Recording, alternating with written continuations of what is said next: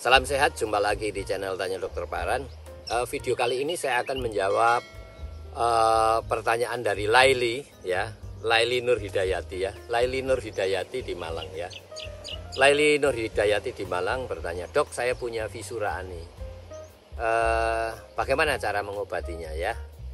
Sebelum saya menjawab, silahkan teman-teman yang akan bertanya kepada saya, silahkan tulis di link Tanya Dokter Paran. Saya akan jawab dan upload di channel YouTube Tanya Dokter Paran. Dan bagi teman-teman yang mau mengikuti konsultasi langsung bersama saya, ikuti Insight with Dokter Paran setiap Rabu jam 10 pagi, ya. Undangannya biasanya saya akan upload di Instagram saya, Instagram Tanya Dokter Paran, ya. Kepada Laili Nur Hidayati, ya. Laili Nur Hidayati di Malang yang bertanya, dok, saya menderita visura ani, ya. Visura ani itu apa? Visura ani itu adalah robekan kulit anus, ya. Robekan kulit anus bisa akut, bisa kronis, ya.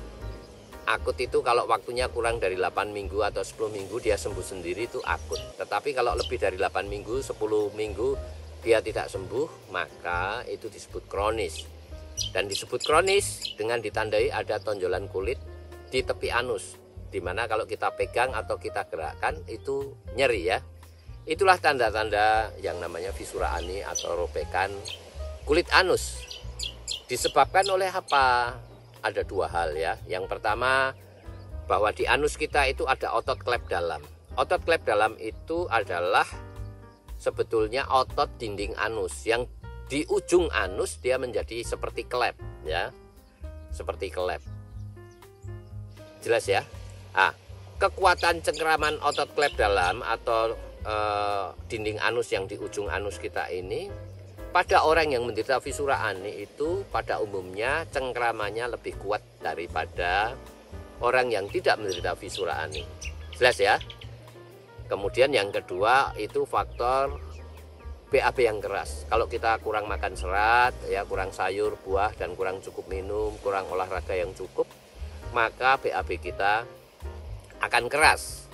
Dua faktor inilah yang menyebabkan kotoran yang keras dicengkram oleh otot klep dalam yang kuat, kemudian oleh usus besar diperas untuk dikeluarkan. Maka ketika feses atau kotoran kita itu lewat dengan dicengkram, ada daya gesek yang kuat.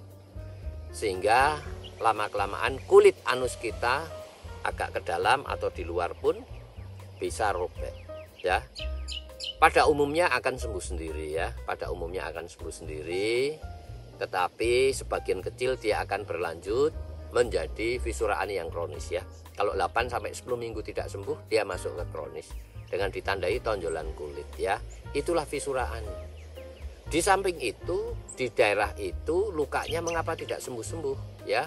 Selain tepi lukanya menempel di otot klep dalam yang selalu ikut bergerak, kalau buka tutup anus kita, kalau kita kentut, kita BAB, ya, atau kita gerakin dia ikut gerak dan nyeri. Yang berikutnya, karena di daerah itu mengalami iskemia, ya. Iskemia itu kekurangan aliran darah, ya, kekurangan aliran darah, kekurangan oksigen, sehingga proses kesembuhan lukanya jadi lambat atau sulit. Oleh sebab itu, saya menganjurkan kepada teman-teman Tanya Dokter Paran, kalau menderita ini dan tidak mau operasi, silahkan japri di nomor WA saya, ya, di 085 329 11 3969. Ada upaya dengan meneteskan obat di situ, ya, supaya muncul daging yang baru, ya. Dan kemudian BAB tetap syarat mutlaknya tidak boleh keras. Tetapi kalau upaya tanpa operasi ini tidak menyembuhkan, baru dilakukan tindakan operasi, ya. Tindakan operasinya itu ringan saja. Biasanya saya buka sedikit kulit anus di bagian samping, kemudian otot klep dalamnya saya potong, ya, selebar lukanya. Kalau lukanya setengah senti, maka otot klep dalam selebar setengah senti itu saya potong. Kalau 1 senti, ya 1 senti saya potong, ya. Itu yang krusial, berapa sih otot klep dalam yang dipotong untuk melakukan yang namanya lateral internal sphincterotomy itu, selebar dari lukanya. Kira-kira itu yang saya lakukan, ya, yang kemudian dalam beberapa minggu 2-3 minggu lukanya akan sembuh dan harapannya dia agak kendor sedikit ya. Jadi cengkramannya jadi tidak mencengkram lagi sehingga harapannya lukanya sembuh. Kira-kira itu ada beberapa metode sih, ada namanya midline sphincterotomy, di garis tengahnya kita buka, dan ada posterolateral sphincterotomy, ada lateral sphincterotomy ya, lateral internal sphincterotomy atau kita kenal LIS, LIS ya. Itu yang hasilnya paling bagus ya menurut penelitian dan biasa saya lakukan. Kira-kira itu Laili Nurhidayati di Malang. Semoga ini bisa menjawab pertanyaan Anda.